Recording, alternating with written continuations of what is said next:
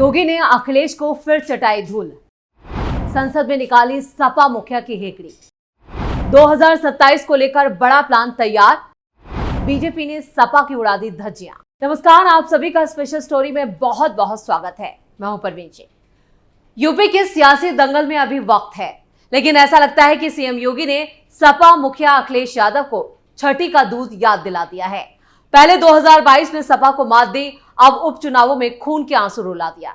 अब बारी 2027 की है, जिसको लेकर सीएम योगी ने ऐसा प्लान बनाया है कि अखिलेश यादव को अपनी नानी याद आ गई है। वहीं चुनावों से पहले ही अखिलेश ने अपनी हार मान ली है, या ये कहें कि अखिलेश यादव हार चुके हैं, क्योंकि उपचुनावों में बाबा ने ट्रेलर दिखाया था।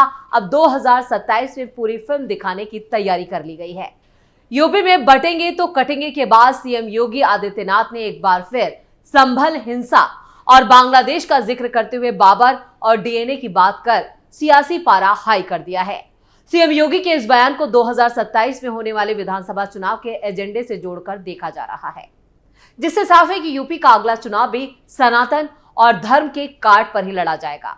सीएम योगी आदित्यनाथ ने 403 विधानसभा सीटों वाले यूपी को हिंदुत्व की प्रयोगशाला बनाकर हैट्रिक लगाने की कोशिश करने की तैयारी शुरू कर दी है, जिसके साथ ही आने वाले चुनावों का एजेंडा सेट हो गया है। ऐसे में आने वाले वक्त में प्रदेश की सियासत और गर्मा सकती है, जिसे लेकर पक्ष और विपक्ष में जोरदार टक्कर देखने को मिल सकती है। सीएम योगी ने सेट किया 2027 का एजेंडा। मुख्यमंत्री गुरुवार को अयोध्या पहुंचे थे, जहां उन्होंने राम कथा पार्क में रामायण मेले का उद्घाटन किया। इस दौरान उन्होंने कहा कि याद करो 500 साल पहले बाबर के आदमी ने अयोध्या कुंभ में क्या किया था।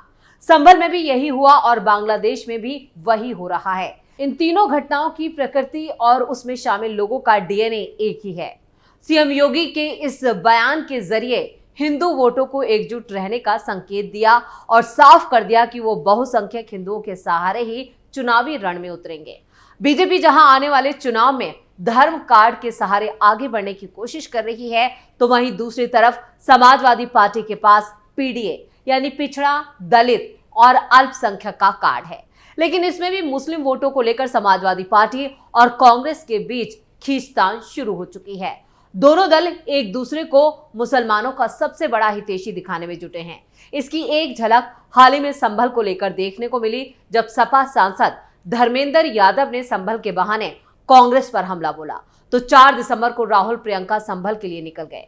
समाजवादी पार्टी यह हरगिज नहीं चाहती कि संभल और अल्पसंख्यकों के मुद्दे पर कोई और बाजी मार ले जाए, जिससे 2027 के लिए उनकी राह मुश्किल हो जाए। ऐसे में अखिलेश यादव अल्पसंख्यकों के साथ साथ पीडीए में शामिल एक और दलित वर्ग को भी आगे बढ़ा रहे हैं। जाहिर है कि यूपी में 2027 की लड़ाई धर्म वर्सेस पीडीए के खेमे में बटी नजर आ रही है। 27 का सत्ताधीश कौन? कैसे आखिरी वक्त पर योगी ने पलटा गेम? 2 सीटों पर सपा को मिला बड़ा दर्द। 27 के बीच सत्ताधीश। पूरे उपचुनाव में समाजवादी पार्टी का जोर 2027 विधानसभा चुनावों का नैरेटिव सेट करने पर था। अखिलेश यादव को 27 का सत्ताधीश कहा जा रहा था। मतदाताओं में अखिलेश यादव को लेकर नई उम्मीदें जगाई जा रही थी, लेकिन 9 में से 7 सीटें योगी को जिताकर मतदाताओं ने मैसेज दे दिया कि 2027 के सत्ताधीश कौन हो सकते हैं। वो पोस्टर तो आपको याद ही होगा, जिसे समाजवादी पार्टी के कार्यकर्ताओं ने यूपी के हर उस चौक चौराहे पर लगाया जहां उपचुनाव होने थे। बड़े बड़े होर्डिंग्स और बैनर पर चस्पा किए इस पोस्टर पर बड़े बड़े शब्दों में लिखा गया था 2027 के सत्ताधीश, और इसी टैगलाइन के साथ समाजवादी पार्टी के सुप्रीमो अखिलेश यादव की तस्वीर लगाई गई थी। मगर किसे पता था कि यूपी उपचुनाव के नतीजे आने के साथ ही समाजवादी पार्टी के कार्यकर्ताओं के इस अरमान पर पानी फिर जाएगा। अखिलेश यादव को 2027 का सत्ताधीश बनाने का ख्वाब चकनाचूर हो जाएगा, और हुआ भी वही। उत्तर प्रदेश की 9 विधानसभा सीटों पर उपचुनाव हुआ, जिसमें से 7 सीटों पर बीजेपी गठबंधन की बंपर जीत हुई। वहीं समाजवादी पार्टी को महज 2 सीटों पर जीत मिली। लोकसभा चुनावों के दौरान जिस तरह यूपी में बीजेपी की फजीयत हुई है, उससे न सिर्फ उबरना बल्कि जबरदस्त वापसी करने का जिम्मा सीएम योगी पर था। उन्होंने उपचुनाव में पूरी ताकत झोंक दी, हर विधानसभा सीट पर रैली की। नतीजा ये हुआ कि उत्तर प्रदेश के उपचुनाव में बीजेपी को ऐतिहासिक जीत हासिल हुई। योगी ने फिर साबित किया वो है सुपर सीएम। उपचुनाव में जीत का परचम लहराकर सीएम योगी ने साबित कर दिया कि यूपी में बीजेपी के लिए वही सबसे ज्यादा उपयोगी है। इन नतीजों ने समाजवादी पार्टी और उसके कार्यकर्ताओं को एक ऐसे ट्रॉमा में डाल दिया है जिससे उबरना आसान नहीं रहने वाला है और इस ट्रॉमा का असर अब तक नजर आ रहा है, क्योंकि 2027 के सत्ताधीश में बीजेपी कार्यकर्ताओं को योगी का चेहरा दिखाई दे रहा है। नतीजों के साथ योगी ने 2027 के विधानसभा चुनावों में मजबूत दावेदारी पेश कर दी है, जबकि गिरे हुए मनोबल के साथ अखिलेश के लिए 2027 की डगर और मुश्किल दिख रही है। अखिलेश यादव से सीधी जंग में एक बार फिर सीएम योगी भारी साबित हुए हैं, मगर याद कीजिए उस वक्त को जब लोकसभा चुनावों के दौरान विपक्ष ने सीएम योगी को टारगेट करते हुए एक माहौल बनाया था। चुनावी मंच से तमाम तरह के दावे किए जा रहे थे, वो ये कि सीएम योगी की कुर्सी खतरे में है। 2 महीने में योगी की विदाई होने वाली है। योगी की कुर्सी के नीचे बारूद बिछ चुका है, मगर सीएम योगी ने इन तमाम बयानों का घूंट पीकर चुपचाप काम किया। उपचुनावों की 9 विधानसभा सीटों पर पूरी ताकत झोंकी और अब नतीजे सीएम योगी के बुलंद इरादों और हौसलों की गवाही दे रहे हैं। मतलब ये कि जिस तरह यूपी ही नहीं बल्कि पूरे देश में योगी के खिलाफ नैरेटिव सेट किया गया था, उसे सीएम योगी ने अपने बुलडोजर से रौंद डाला और उपचुनावों में अकेले अपने दम पर कमाल कर दिया। और उपचुनावों के नतीजों के साथ ही सीएम योगी ने 2027 में सत्ताधीश बनने की मजबूत दावेदारी पेश कर दी है। 2 सीटों पर सपा को तगड़ा झटका। यूपी में बीजेपी की जीत से विरोधी खेमे में खलबली अब भी देखी जा रही है, क्योंकि सीएम योगी की अगुवाई में बीजेपी ने वैसे तो 7 सीटों पर जीत हासिल की, लेकिन इन 7 में से 2 सीटें ऐसी थी जिस पर समाजवादी पार्टी का दशकों से दबदबा था। ये 2 सीटें मुस्लिम बहुल थी। ऐसे में सवाल खड़ा होता है कि आखिर अखिलेश के गढ़ में सीएम योगी ने सेंध कैसे लगाई। ये जीत खास है और इस ऐतिहासिक जीत का अलग ही उत्साह है जो सीएम योगी के चेहरे पर साफ साफ नजर आ रहा है और अयोध्या में जब वो 2027 का एजेंडा सेट कर रहे थे तब भी नजर आ रहा था। और इस जीत में भी सबसे खास है ये 2 सीटें, कुंद्रकी और कटहरी। 2024 में यूपी की 9 विधानसभा सीटों पर उपचुनाव हुआ, जबकि 2022 में 4 सीटें समाजवादी पार्टी के खाते में गई थी, मगर इस बार उपचुनावों में समाजवादी पार्टी को महज 2 सीटों पर ही जीत मिली। यानी समाजवादी पार्टी को सीधे तौर पर 50% से ज्यादा का नुकसान हुआ।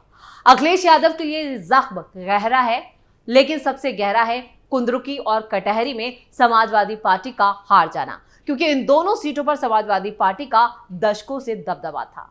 कैसे बीजेपी ने कर दिया कमाल। जहां कुंद्रुकी सीट पर 31 साल बाद बीजेपी का कमल रामवीर सिंह ने खिलाया, तो कटहरी में 33 साल बाद बीजेपी के धर्मराज निषाद समाजवादी पार्टी उम्मीदवार पर भारी पड़े। ये दोनों विधानसभा सीटें मुस्लिम बहुल हैं और मुस्लिम समुदाय को आमतौर पर समाजवादी पार्टी का खाटी वोटर माना जाता है। अगर बात आंकड़ों की करें तो कटहरी में मुसलमानों की आबादी करीब 3,70,000 है, जो कि कुल जनसंख्या का करीब 45% हिस्सा है। वहीं कुंद्रकी में मुसलमानों की तादाद करीब 2.5 लाख है, जो कुंद्रकी की कुल आबादी का करीब 65% हिस्सा है। इन दोनों सीटों पर बीजेपी का जीतना इसलिए भी बड़े उलटफेर की तरह है क्योंकि बीजेपी को हिंदुत्व की लाइन पर चलने वाली पार्टी माना जाता है।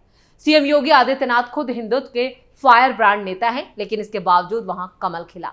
आखिर क्यों, चलिए ये भी जान लेते। विरोधियों के लिए बड़ा खतरा। बीजेपी कैंडिडेट रामवीर सिंह ने प्रचार के दौरान कभी मुस्लिम टोपी पहनी तो कभी भगवा ओढ़ा, कभी मुस्लिम मतदाताओं को कस्में खिलाई, कभी खुद पार्टी लाइन से हटकर जालीदार टोपी पहने नजर आए, तब जाकर बर्क फैमिली की सीट पर भगवा लहराया। मतलब ये कि बीजेपी उम्मीदवार की जालीदार टोपी गेम चेंजर बनी। सीएम योगी ने मुसलमानों को धूमधाम से ईद मनाने का भरोसा दिया। कुंद्रुकी को 200 करोड़ से ज्यादा की विकास परियोजनाएं दी। कुंद्रुकी में करीब 80,000 तुर्क मुसलमानों के वोट बटे। 40,000 राजपूत मुसलमानों का वोट बीजेपी में शिफ्ट हुआ। समाजवादी पार्टी विधायक हाजी रिजवान के खिलाफ जनता में नाराजगी थी। मतलब ये कि कुंद्रुकी और कटहरी में बीजेपी की जीत। एक नई राजनीति की शुरुआत हुई जिसे योगी ने कर दिखाया है और ये सीधे तौर पर बीजेपी विरोधी दलों के लिए खतरे का अलार्म बजा चुकी है। यानी 2027 में अब सीएम योगी ने जो प्लान तैयार किया है वो सीधे तौर पर उन्हें बड़ा दावेदार पेश कर रहा है और अखिलेश यादव के जो बयान आ रहे हैं उनसे भी साफ है कि यहां पर 2027 में एक बार फिर सीएम योगी जो है वो बड़ी हैट्रिक लगाने जा रहे हैं। अखिलेश यादव ने 27 के सत्ताधीश का पोस्टर लगवाया था, जिसको लेकर बीजेपी नेताओं का कहना है कि 27 छोड़िए, 47 के बारे में भी अखिलेश और राहुल गांधी ना सोचें।